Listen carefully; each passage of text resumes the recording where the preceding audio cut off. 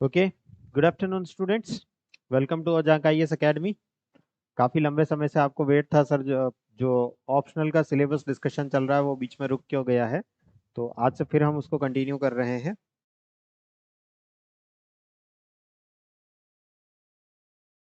Good afternoon, very good afternoon.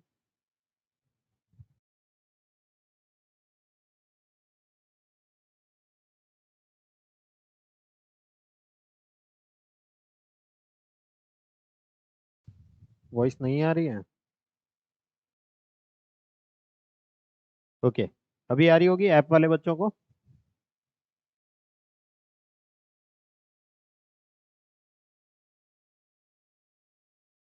Okay okay okay.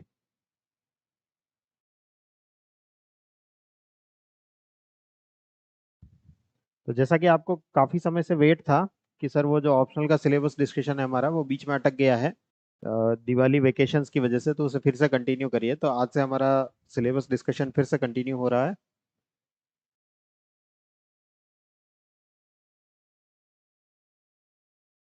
और last के 8 session जो है वो हम कर चुके हैं ऑलरेडी। 8 सेशन हमारे हो चुके हैं।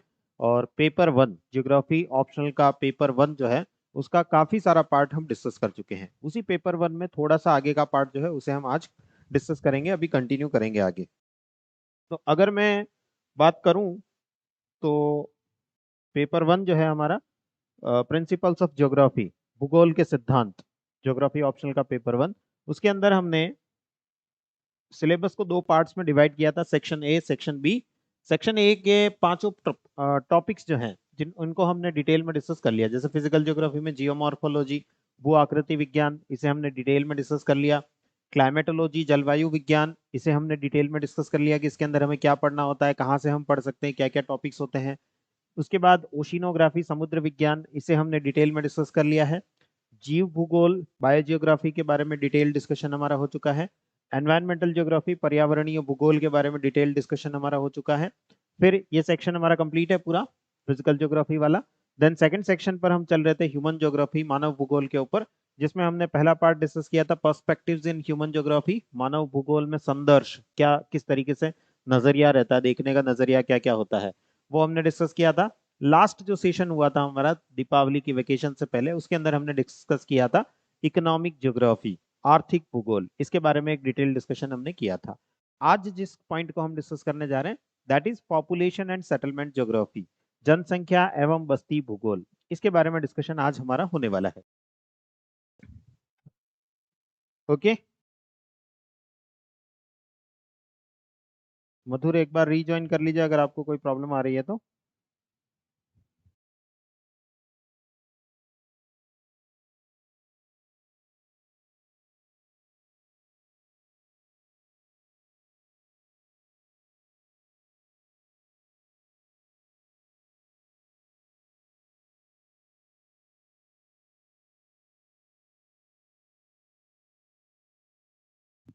ओके, चलिए तो बढ़ते हैं हम पॉपुलेशन एंड सेटलमेंट ज्योग्राफी की तरफ।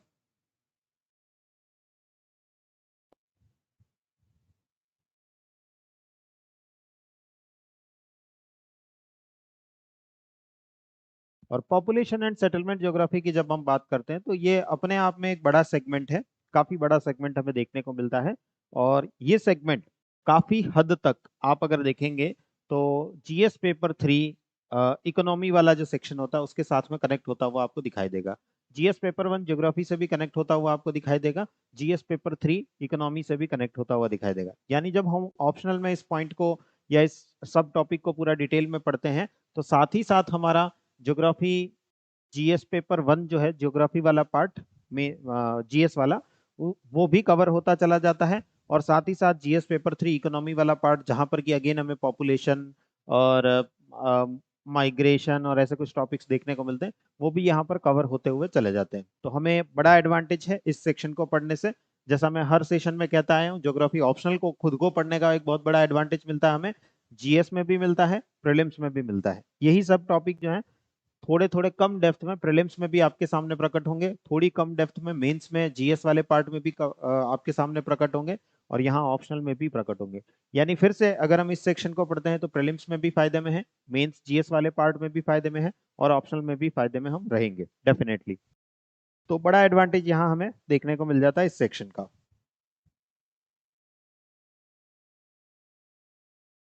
यूट्यूब पे कुछ बच्चे लिख रहे हैं सर जीएस का सिलेबस डिस्कशन कब होगा। जीएस का डिटेल सिलेबस डिस्कशन जो है वो उजांग सर ने कर रखा है, काफी डिटेल में कर रखा है, काफी सारे सेशंस है उसके भी, तो आप उसको जा करके देख सकते हैं।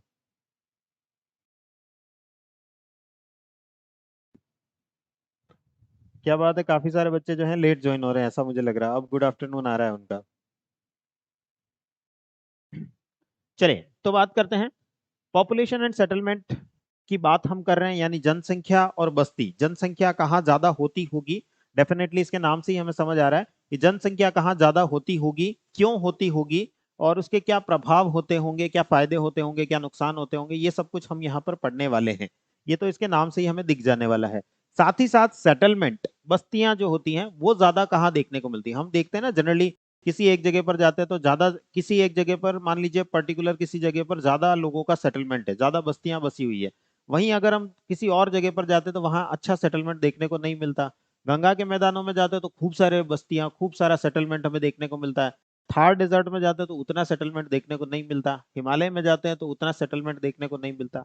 क्या कारण होंगे? जनरली आप कहेंगे सर, जनरल अगर मैं इसको प्रीलिम्स या जीएस वाले पार्ट से कनेक्ट करूं तो आप कहेंगे कि सर वहाँ की फिजियोग्राफी कुछ ऐसी है, गंगा के मैदान मैदानी भाग है, थार डेजर्ट में एडवर्स कंडीशन है, क्लाइमेटिक कंडीशंस एडवर्स हैं, हिमालय में जो है बहुत ऊंचे ऊंचे पहाड़ है, इस वजह से आपको पॉपुलेशन ज्यादा देखने को नहीं मिल रही। लेकिन ये एक जनरल अप्रोच हो जाती है, जीएस वाला पार्ट हो जाता है। यहाँ हम बहुत डेप्थ में ये सारी बात करने वाले हैं ऑप्शनल के अंदर, अच्छे से डिटेल में ये सारी बात जो है ऑप्शनल के अंदर हम डिस्कस करते हैं। ऐप वाले मुझे सुन पा रहे हैं ना? ऐप वाले बच्चे? ओके ओके ओके, ठीक है। तो बीच बीच में ये सारे कमेंट्स क्यों आ रहे हैं, नो वॉइस नो वॉइस ऐसे क्यों कमेंट्स आ रहे हैं?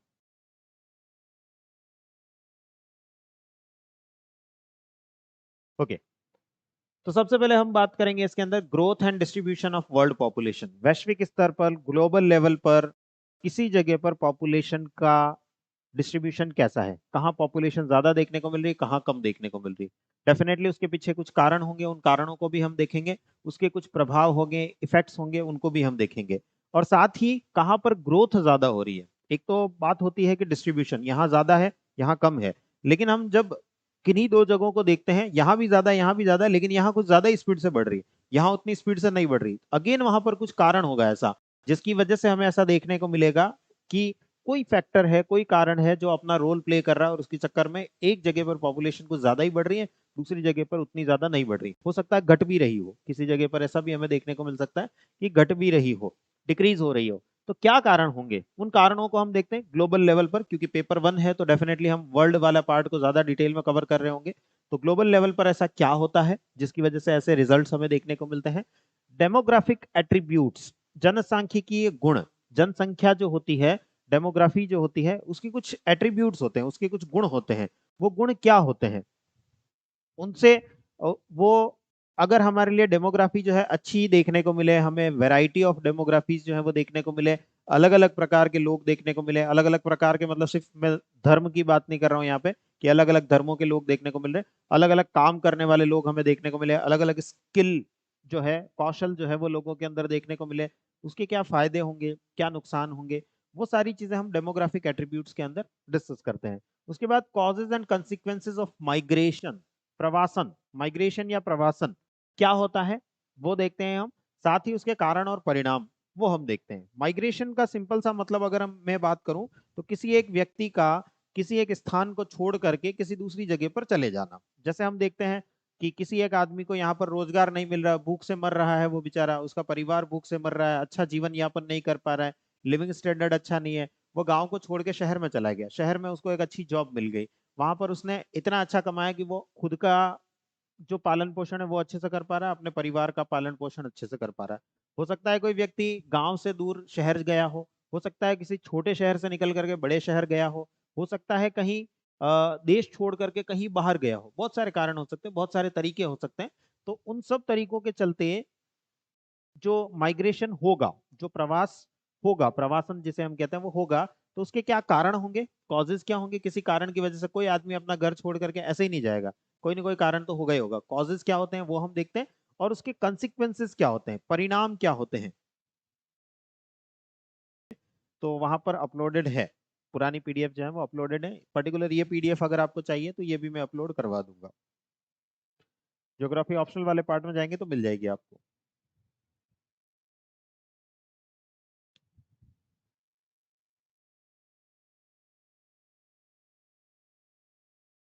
Okay, then concepts of the over, under and optimum population.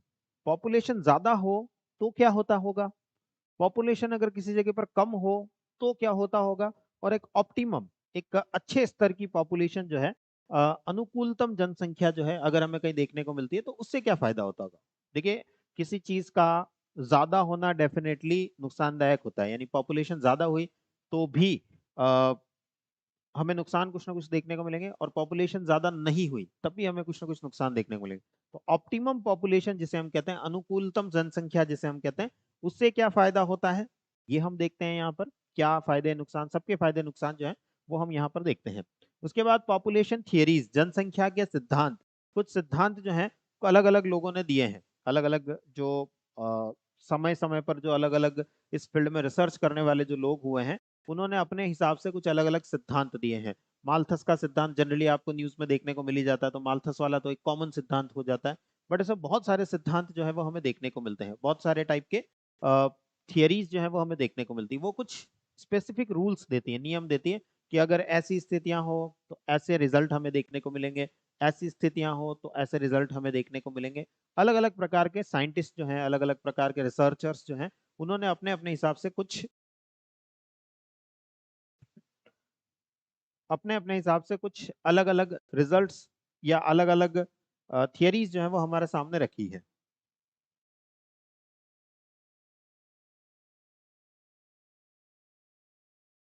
Okay, then world population problems and policies. विश्व की जनसंख्या में कुछ समस्याएं हैं, डेफिनेटली कुछ ना कुछ समस्याएं जो हैं, प्रॉब्लम्स हैं, वो वर्ल्ड की पॉपुलेशन को देखने को मिल रही है। अलग अलग पार्ट में अलग अलग प्रॉब्लम्स हैं, अलग अलग प्रकार की जनसंख्या के अलग अलग प्रॉब्लम्स हैं, लेकिन प्रॉब्लम सबको होती है।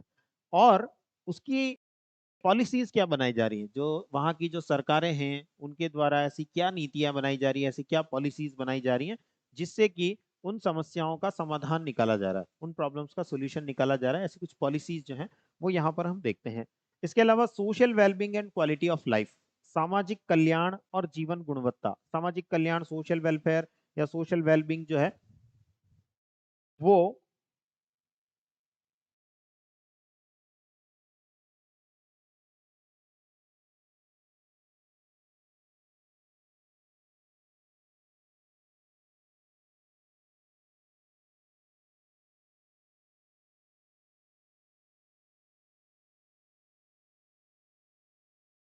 क्लास में कोई इशू हो रहा है, रुक रही है, अटक रही है, लैगिंग हो रही है, अभी सही है ना, या अभी भी प्रॉब्लम है।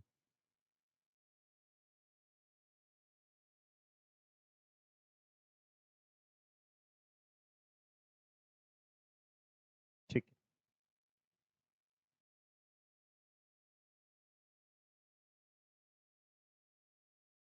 ठीक।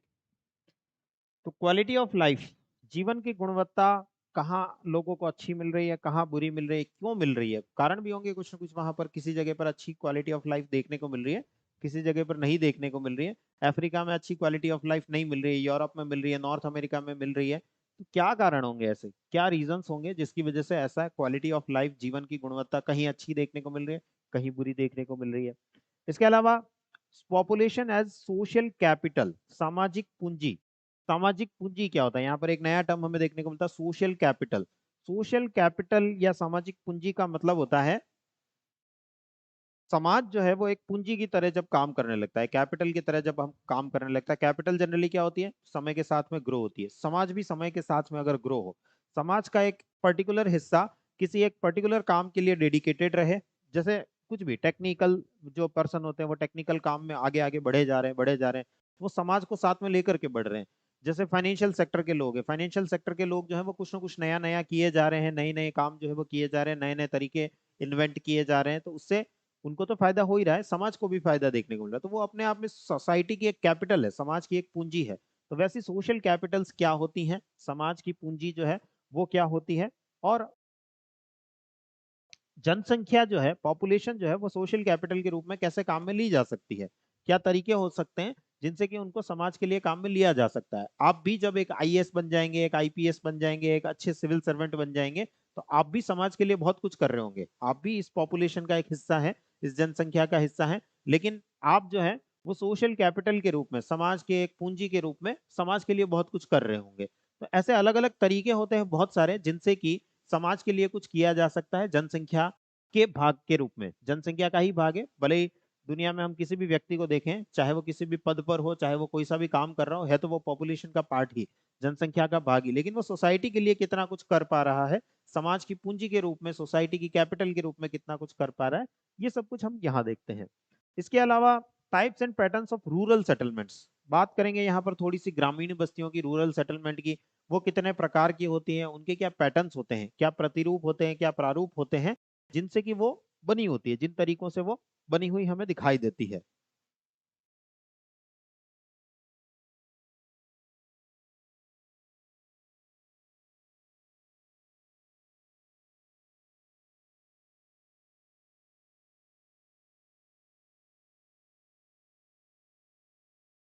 सर अभी तक एनरोल नहीं हुआ सीसेट के बैच में, 12 अक्टूबर को परचेज कर लिया था। अभी सीसेट का बैच कहाँ स्टार्ट हुआ है भाई? 21 नवंबर से स्टार्ट होगा ना।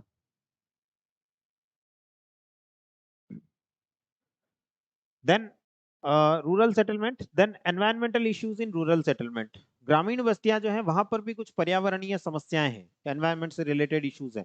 हम पहले एनवायरमेंट वाला पार्ट जो है वो देख चुके हैं, फिजिकल ज्योग्राफी वाले पार्ट के अंदर जो सेक्शन ए सेक्शन बी हमने दो सेक्शन में डिवाइड कर रखा है, उसके अंदर हम एनवायरमेंट का पार्ट जो है वो देख चुके हैं।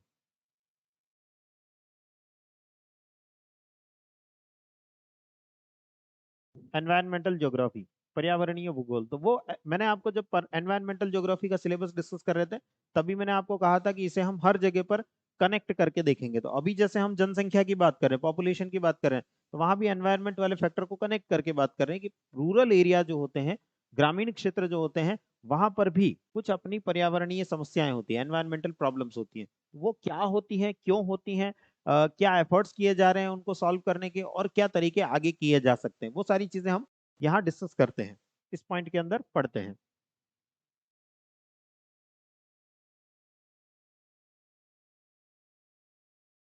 देन बात करते हैं हायरार्की ऑफ अर्बन सेटलमेंट्स। नगरीय बस्तियां जो होती हैं उनका पदानुक्रम क्या होता है, मतलब कहीं कम जनसंख्या देखने को मिले, कहीं जन ज्यादा, उससे भी ज्यादा जनसंख्या जो है वो देखने को मिले, और ज्यादा जनसंख्या देखने को मिले, तो हमने अर्बन सेटलमेंट्स के भी कुछ हायरार्की जो है वो बना रखी है। एक बड़ा अर्बन सेटलमेंट, उससे छोटा, उससे छोटा, उससे छोटा, उनके सबके कुछ नाम दे रखे हैं हमने, उनको चलाने की कुछ अलग अलग प्रकार की व्यवस्थाएं बना रखी है। इसको हम ग्लोबल लेवल पर देख रहे हैं, आप सिर्फ इंडिया के लेवल पर मत देखना कि एक मेट्रोपॉलिटन सिटी होता है, उससे नीचे एक म्यूनिसिपैलिटी होती है, ये भारत का क्रम है। सिर्फ और सिर्फ यहाँ हम भारत की बात नहीं कर रहे हैं, हम ग्लोबल लेवल पर देख रहे हैं, वैश्विक स्तर पर कैसे इन चीजों को हैंडल किया जाता है। उसके बाद अर्बन मॉर्फोलॉजी, नगरीय आकारिकी। मॉर्फो वर्ड का मतलब ही होता है शेप, कई बार मैं आपको बताता हूँ, मॉर्फो वर्ड का मतलब ही होता है शेप। यानी अर्बन सेटलमेंट जो है, या शहरी क्षेत्र जो है, अर्बन एरियाज जो हैं, उनकी मॉर्फोलॉजी कैसी होगी। मॉर्फो और लॉजी, लॉजी यानी अध्ययन, तो हम उसकी स्टडी करने वाले, अध्ययन करने वाले, उसका आकार कैसा होगा। अलग अलग जगहों पर हमें अलग अलग आकार जो है वो देखने को मिलते हैं, अलग अलग प्रकार से लोग बस गए हैं। कहीं पर जैसे कि सिंपल सा अगर मैं एग्जांपल लूँ, कहीं पर लोग ऐसे बसे होंगे, ये सड़कें आपको दिखाई दे रही हैं, इनके बीच में लोग जो हैं वो इस तरीके से घर बना करके बसे होंगे, यहाँ एक घर, यहाँ एक घर, यहाँ एक घर, यहाँ एक घर। कहीं आपको सेटलमेंट ऐसा देखने को मिल सकता है कि इसके चारों तरफ जो है वो लोग बसे जा रहे हैं, यहाँ कुछ घर बने हुए हैं, यहाँ कुछ घर बने हुए हैं, इस तरीके से आपको सेटलमेंट जो है वो देखने को मिल सकता है। तो डिफरेंट टाइप, बहुत सारे अलग अलग टाइप के सेटलमेंट्स जो हैं वो हमें देखने को मिलते हैं। तो वो अर्बन मॉर्फोलॉजी, शहरों का जो आकार है वो कैसा होता है, क्यों होता है, कोई कारण होंगे डेफिनेटली, तभी कहीं ऐसा अपनाया जाता होगा, कहीं ऐसा अपनाया जाता होगा, तो वो सब चीजें हम यहाँ पर स्टडी करते हैं। Concept of primate city and rank size rule. प्रमुख शहर जो होते हैं उनकी संकल्पना को हम देखते हैं कि किसी शहर को हम प्रमुख शहर क्यों कह रहे होंगे, कोई कारण होगा तभी हम उसको एक प्राइमेट सिटी या प्रमुख शहर के रूप में देख रहे होंगे। And rank size rule, rank के आधार पर, श्रेणी के आकार के आधार पर उसका वर्गीकरण, क्लासिफिकेशन किस प्रकार से किया जाता है।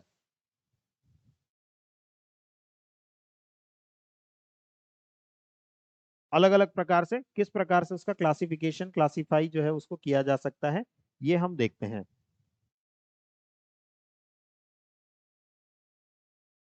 विक्रांत यादव ने लिखा है ओजांग सर एंड पीवी सर सम्राट of geography. Thank you Vikrant Yadav.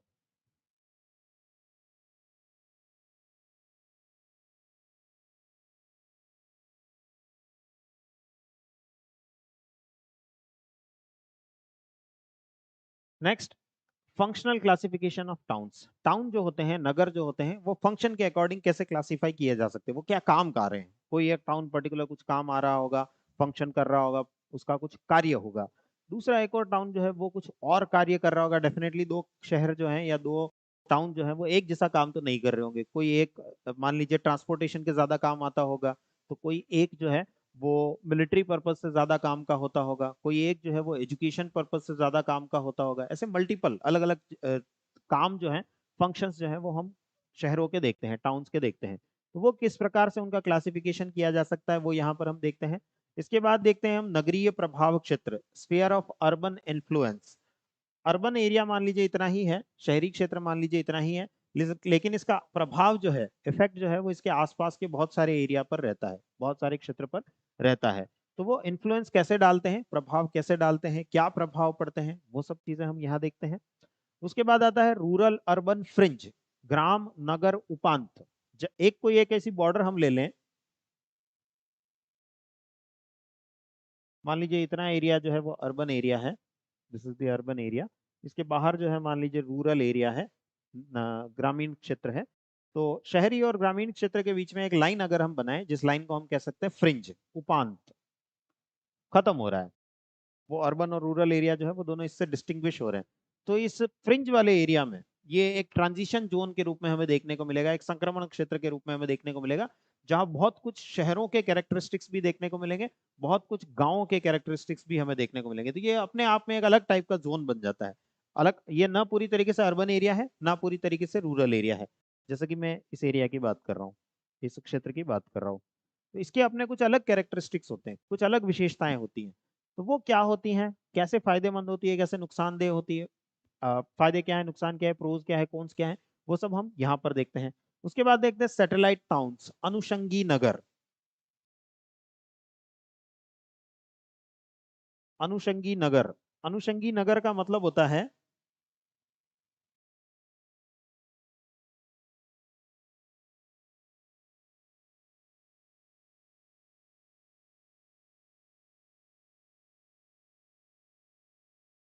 अनुषंगी नगर का मतलब होता है एक बड़ा शहर है, उसके आसपास मान लीजिए कुछ छोटे टाउन्स हैं। ये बेसिकली वर्ड जो है सैटेलाइट, सैटेलाइट आप जानते हैं कोई एक प्लेनेट होता है, एक ग्रह होता है, उसके चारों तरफ जो एक छोटा ऑब्जेक्ट जो घूम रहा होता है, जैसे कि हमारा सैटेलाइट मून है, अर्थ का सैटेलाइट जो है वो मून है। कुछ हम लॉन्च भी करते हैं, वो आर्टिफिशियल सैटेलाइट्स होते हैं। मून जो है वो एक नेचुरल सैटेलाइट है, हमारा प्राकृतिक उपग्रह है। कुछ हम कृत्रिम उपग्रह छोड़ते रहते हैं, जो हम न्यूज़पेपर में देखते रहते हैं, करंट अफेयर्स में, आज नासा ने ये किया, इसरो ने ये किया, किसी और ने ये किया, किसी और ने वो किया, वो हम देखते रहते हैं। तो वैसे सैटेलाइट्स क्या होते हैं, किसी प्लेनेट के चारों तरफ घूमते हैं। वही कंसेप्ट यहाँ पर अगर हम अप्लाई करेंगे, ये एक बड़ा शहर है, इसके चारों तरफ छोटे छोटे कुछ कस्बे, कुछ टाउन्स जो है वो हमें देखने को मिले, या छोटे शहर जो है वो हमें देखने को मिले, those are known as satellite towns, या हिंदी में उनको कहते हैं अनुषंगी नगर। तो उनके क्या फायदे होते हैं, क्या नुकसान होते हैं, वो सब पार्ट हम इस सैटेलाइट टाउन वाले टॉपिक के अंदर देखते हैं। उसके बाद problems and remedies of urbanization. Urbanization जो है, नगरीकरण जो है, उसकी अपनी कुछ समस्याएं हैं, कुछ प्रॉब्लम्स हैं अपनी आप में खुद की। वो प्रॉब्लम्स क्या क्या हैं उनको पहचानते हैं हम, यहाँ पर आइडेंटिफाई करते हैं कि यहाँ पर ये प्रॉब्लम होती है, यहाँ पर ये प्रॉब्लम होती है, यहाँ पर ये प्रॉब्लम होती है। ऐसी कुछ प्रॉब्लम्स हम यहाँ देखते हैं, और उनके रेमेडीज, समाधान, समाधान भी देखते हैं कि अगर इस टाइप की प्रॉब्लम हो तो हम उसे कैसे सॉल्व कर सकते हैं। जैसे एक सिंपल सी प्रॉब्लम अगर मैं बात करूं, तो ड्रेनेज सिस्टम, शहर के अंदर क्योंकि ज्यादा लोग रहते हैं तो ड्रेन भी ज्यादा होता है, पानी बह करके ज्यादा जाता है, और क्योंकि शहरों के गांव के अंदर खुली जगह ज्यादा होती है तो पानी आसानी से बह करके निकल जाता है। शहरों के अंदर खुली जगह कम होती है तो जो ड्रेन है पानी जो है वो आसानी से ड्रेन नहीं हो पाता। ये एक सिंपल सी प्रॉब्लम है, नॉर्मली हम देखते हैं। तो ड्रेनेज पैटर्न अपने आप में एक प्रॉब्लम बन जाती है, ड्रेनेज सिस्टम अपने आप में एक प्रॉब्लम बन जाती है। उसकी समस्या को सॉल्व कैसे किया जाए, उसकी रेमेडी कैसे निकाली जाए, ये सब कुछ हम यहाँ इस पार्ट के अंदर देख रहे होते हैं। एंड लास्ट में नगरों का संपोषणीय विकास, sustainable development of cities.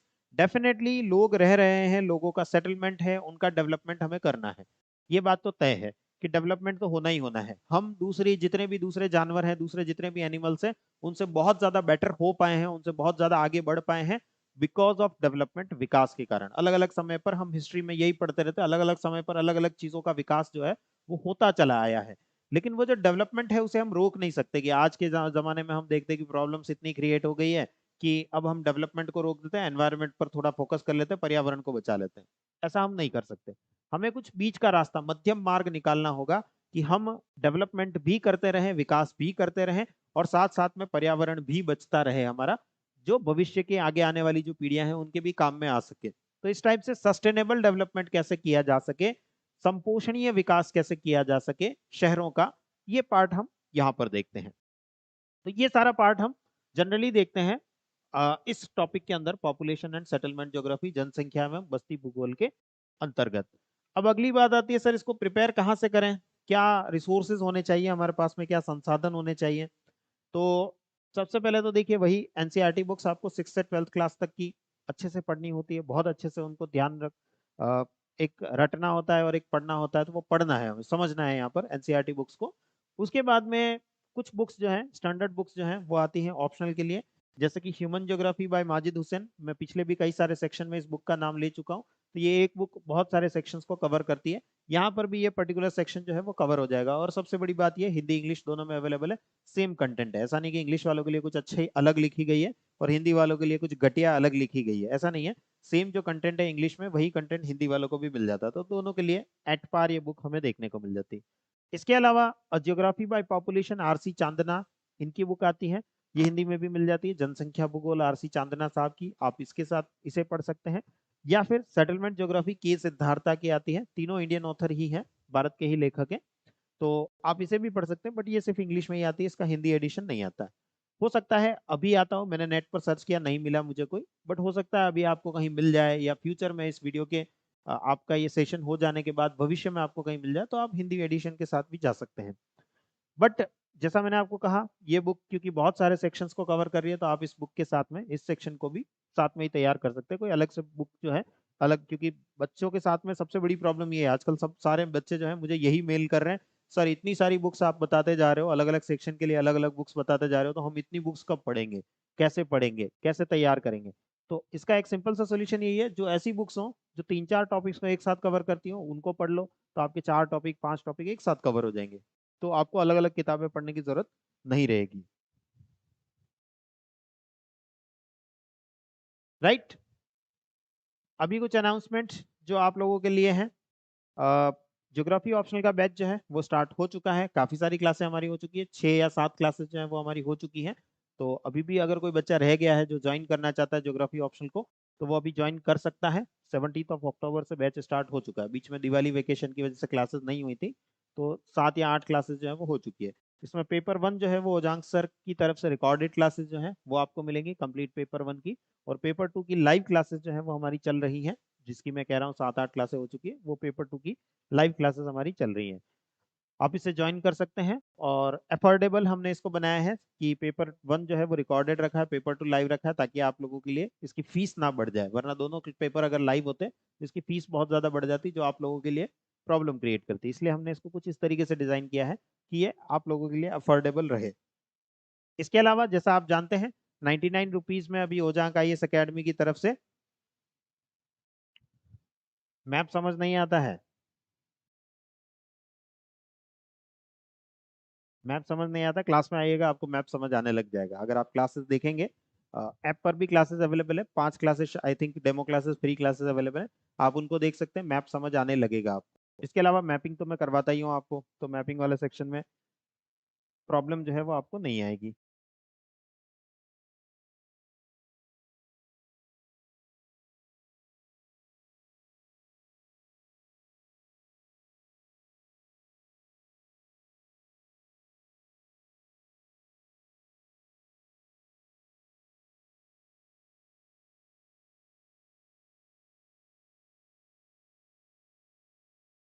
Okay.